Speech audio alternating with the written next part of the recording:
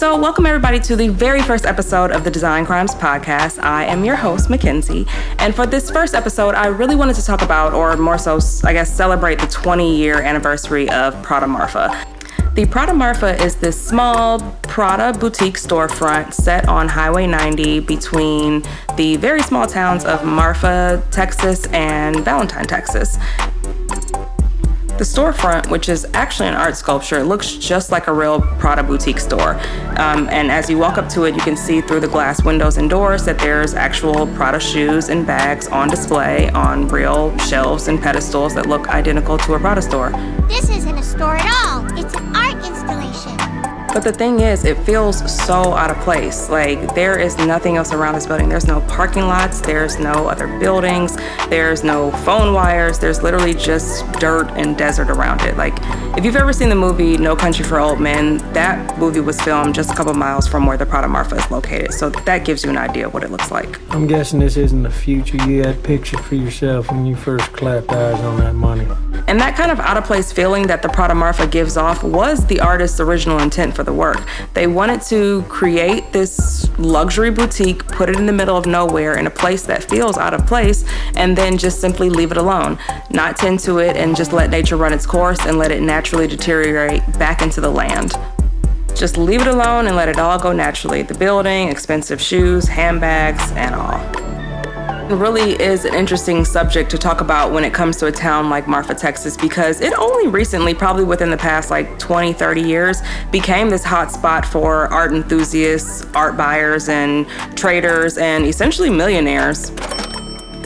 And all of that can really be credited to being kicked off by one guy. And that one guy is minimalist artist Donald Judd. Now keep in mind that I'm an artist and I'm sensitive about my shit.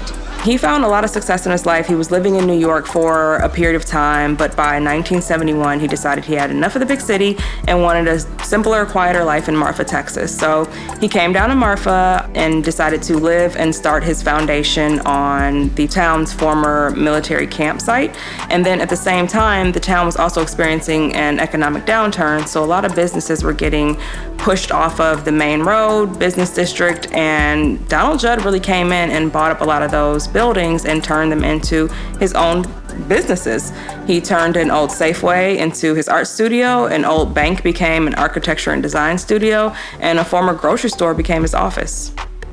And a couple more buildings he simply bought just to house his art, furniture, and book collections.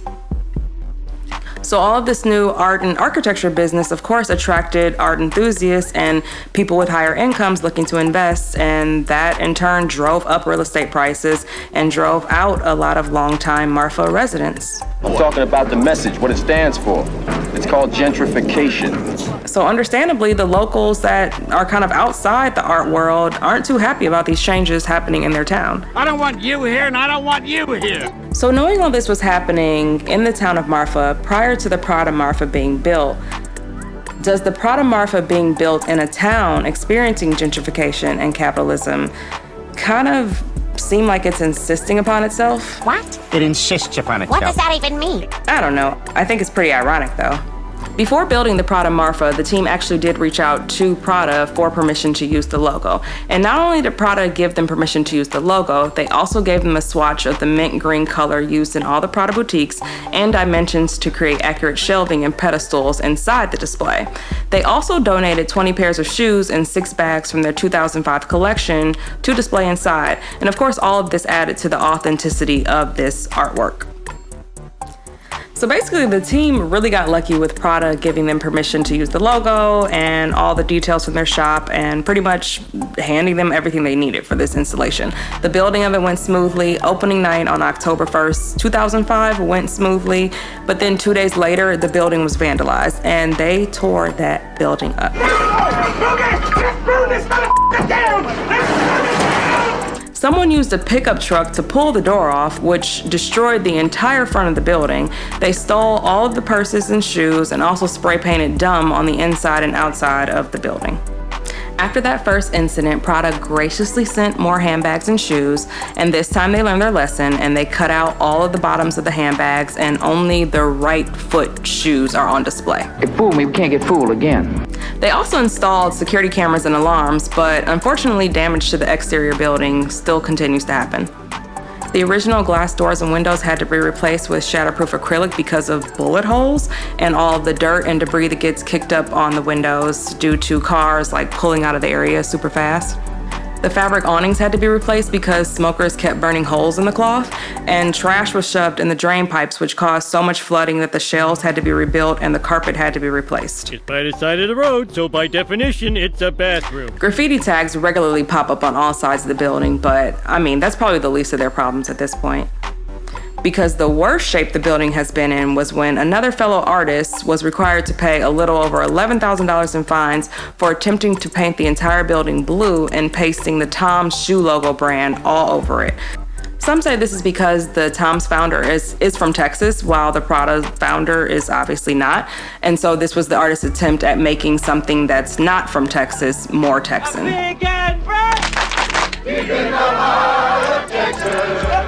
So you're probably wondering who's been cleaning up all these messes, and that would be the Ballroom Marfa, which is a art and cultural center located in Marfa, Texas, and they were also one of the commissioners of the artwork, the Prada Marfa.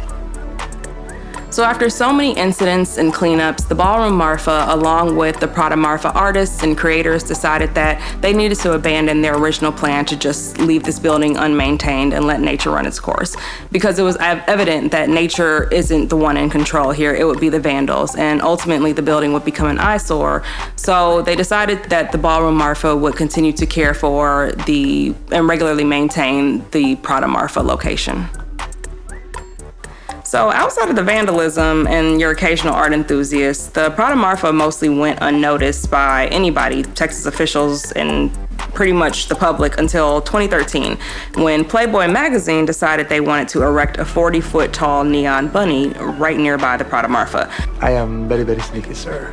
That attracted the attention of the Texas Department of Transportation, who suddenly said that both installations were illegal roadside advertisements.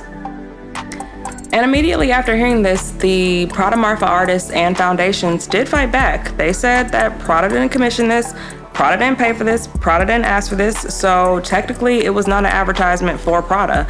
And I guess they were right, because they were able to push and push on the issue and were eventually able to get the site reclassified as a museum. So that made it exempt from having to be removed from the side of the road. I fear you're underestimating the sneakiness, sir. So now the Prada Marfa is getting a little media attention. When it first opened back in 2005, it was only averaging about like 5,000 visitors a year. And then by 2012, it had made an appearance on Beyonce's Tumblr page. And then in 2013, it won its little battle with the Texas Department of Transportation. And then in 2014, Beyonce reposted that photo on her Instagram. And then in 2019, The Simpsons actually included the Prada Marfa in one of its episodes. That very same year, a recorded 40,000 people visited the Prada Marfa site. And cousin, businesses are booming. It's definitely become a must-visit destination in Texas for those who love art, for those who have little interest in art and just want the Instagrammable moment, and for those who, despite all the coverage and news about it, still think they can shop there. And let me just say it to know I said it to you guys. You cannot purchase anything at the Prada Marfa. If you go out there, the doors are sealed, the windows are sealed, you cannot get in. There is no getting in. Let me in. Let me in. You cannot purchase anything at the Prada Marfa, but what you can do is leave something behind. People tend to leave the usual little mementos like notes and business cards, and some visitors have even been leaving behind one shoe, which I guess is a nod to the one shoes on display in the store. But in 2016, a fence was actually constructed around the Prada Marfa, which prompted another tradition. So remember how earlier in the episode I mentioned how the Prada Marfa was located between the towns of Marfa, Texas and Valentine, Texas. And despite Valentine, Texas only having a population of 63 people, the town is annually flooded with people, with thousands of visitors who come to spend Valentine's Day in Valentine, Texas. And so those same visitors have since started a new tradition, and just like the Lovelock Bridge in Paris, they began leaving love locks around the Prada Marfa. As of October, the Prada Marfa has been standing for 20 years, and there's a whole lot more to learn about this site, and I think it's even more relevant today. But I can go on for hours, but instead of doing that, I will link a few sources in the description of this podcast. And if you're interested in learning more about the Prada Marfa, I encourage you to go check out those links because there's some really interesting stories in there. Thank you for listening to the very first episode of the Design Crimes podcast. We're excited to be here and hope to have you back next week. Bye.